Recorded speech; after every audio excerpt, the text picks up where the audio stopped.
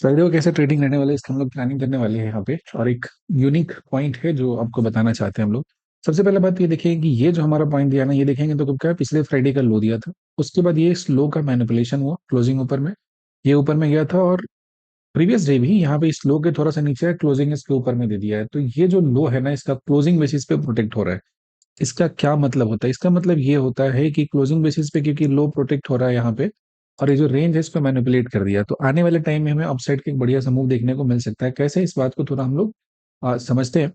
इसके लिए हम लोग को चलना पड़ेगा वीकली टाइम फ्रेम पे। तो आपको एक बहुत शानदार सा लॉजिक यहाँ पे देखने को मिलेगा। 1 वीक पे चलते हैं तो देखिए क्या दिख रहा है मुझे यहाँ पे। देखो, एक शार्प सेलिंग, और अभी कैंडल क्या है, इस रेंज के ऊपर में क्लोजिंग दे रहा है ओवरऑल। कहीं भी देखोगे ना, एक बहुत बढ़िया सा तगड़ा सा जो शार्प सेलिंग आया था।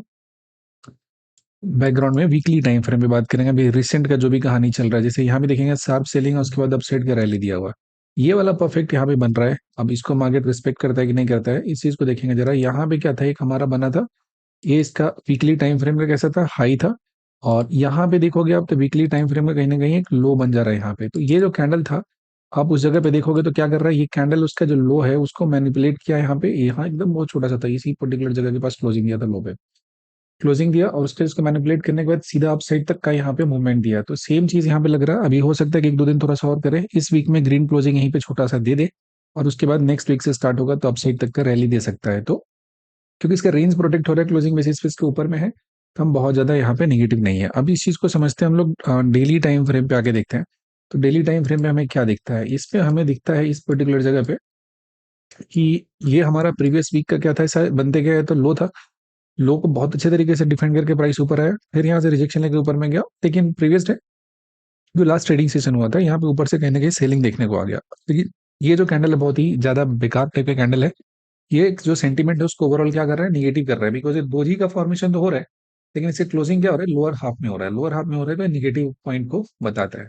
अब कल इसके ऊपर में रहेगा तो चांसेस आर वेरी हाई कि इस वाले हिस्से में क्या हो जाए, साइडवेज हो जाए बहुत छोटे से जोन में, उसको ब्रेक करेगा तो उसके बाद ऊपर चले। इसके बाद एक और पॉइंट हमारे पास देखने के लिए, वो पॉइंट ये होता है कि 4 आवर जो टाइम फ्रेम होता है ना, ये देखिएगा। हाँ, इस पे हमें क्या दिख रहा है, तो 4 आवर टाइम फ्रेम पे अगर जब जाते हैं तो अब देखोगे कि ये जो कैंडल बना हुआ है, इसका कहीं ना कहीं जो लो का जोन था, इस पॉइंट को प्रोटेक्ट प्रोटेक्ट किया जा रहा है। इस जगह पे रुका था प्राइस बहुत टाइम तक यहाँ से, और फिर यहाँ से एक गैप देकर ऊपर की तरफ रैली किया था।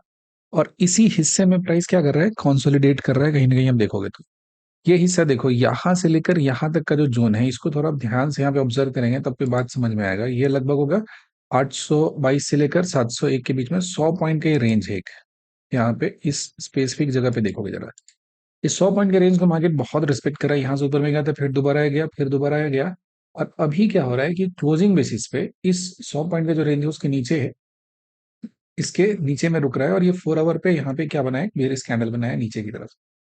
तो ये इसका स्ट्रॉन्ग मोमेंटम का एक्सपेक्टेशन जो है ना, जब भी सही तरीके से आएगा, वो इस वाले हिस्से में 815 तक का जो जोन है, या फिर हमको लगता है नियर टर्म में जब भी यहाँ पहुंचेगा तो इसमें कहीं ना कहीं उसको एक सेलिंग यहाँ पे देखने को मिल जाएगा इस स्पेसिफिक जगह पे। क्योंकि इस स्पेसिफिक जगह पे जो सेलिंग इसको देखने को मिलेगा, तो उस केस में शॉर्टकट ट्रेड आपके लिए बढ़िया रहेगा। यहाँ पे एक रेंज क्रिएट हो, प्राइस लेकिन ऊपर में है, इस वाले जगह के नीचे क्लोजिंग बेसिस पे नहीं आ रहा है, तो कहीं ना कहीं स्ट्रेंथ को डिनोट कर रहा है। लेकिन अब मान लें कि यहाँ से जाके रिजेक्शन लेता हो, डाउन साइड का ट्रेड मिलता है, then why not, we will plan. उस केस में तो हम यहाँ तक का भी इसमें डोर ओपन होते हुए देख सकते हैं, इस स्पेसिफिक जगह तक का। लेकिन अगर इस जगह को पूरे पूरे तरीके से होल्ड कर रहा है, तो ऐसा नहीं कि आसानी से तोड़ के नीचे आ जाएगा, ऊपर से जाके शार्प इसको गिरना पड़ेगा, सो दैट इसको थोड़ा और वीक कर सके, तब जाके तोड़ेगा। ऊपर की तरफ जाता है तो इस वाले हिस्से को निकालेगा, तब जाके अपसाइड की तरफ में मूव देखने को मिलेगा, अदरवाइज कुछ नहीं आएगा। इसी छोटे से रेंज में ये आपका टाइम है, वो मार्केट अपना समय है वो बिता रहा है। ठीक है, अब चलते हैं हम लोग थोड़ा सीधा सीधा चले जाते हैं। 60 मिनट यानी कि 1 आवर का टाइम फ्रेम है, इस पे देखते हैं क्या दिख रहा है मुझे। Higher time frame lower time frame के बीच में अलाइनमेंट देखेंगे तो ये जो देखेंगे, ये तो कंप्लीट डाउन ट्रेंड दिखा रहा है 1 आवर टाइम फ्रेम पे भी। ये यहाँ है, इसको बोल सकते हैं कि छोटा सा पुल बैक लिया था, फिर से उसमें सेल ऑफ यहाँ पे आना स्टार्ट हुआ। तो अब ये जो रेंज होता है ना, यहाँ से यहाँ तक का जो अब जोन देख रहा हो, इस जोन को जब तक नहीं ब्रीच करे किसी डायरेक्शन में, 625 815, तब तक इसी रेंज को आप डिसाइड करते हुए इसमें ट्रेड कीजिए। लोअर पे बाई और हाई पे क्या होता है, सेल होता है।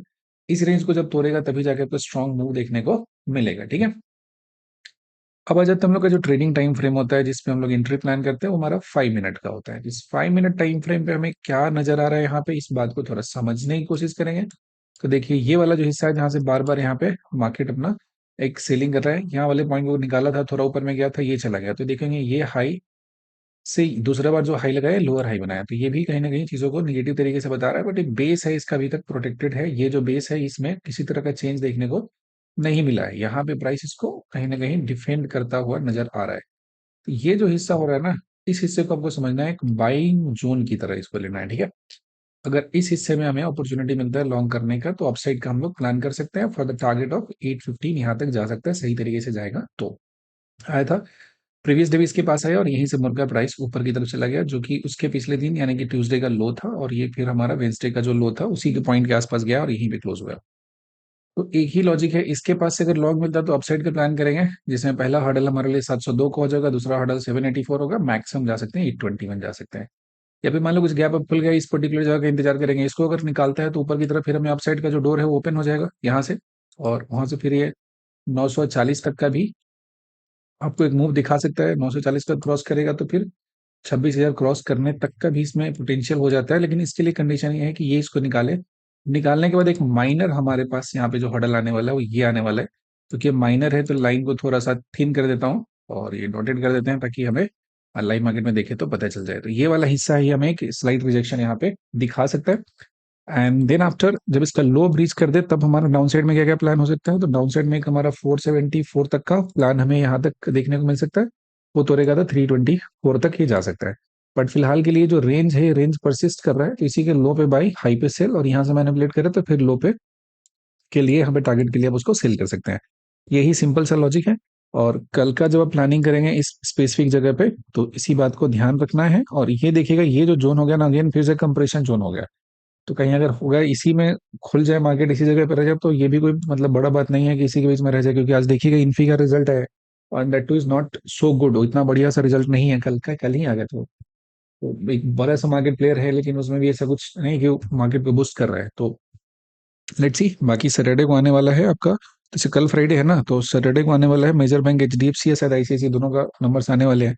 तो कल मार्केट को कुछ उसके बारे में एंटिसिपेट अगर करेगा तो उसकी वजह से आपको मूव दिख सकता है, क्योंकि ये बड़े प्लेयर्स हैं, ठीक है।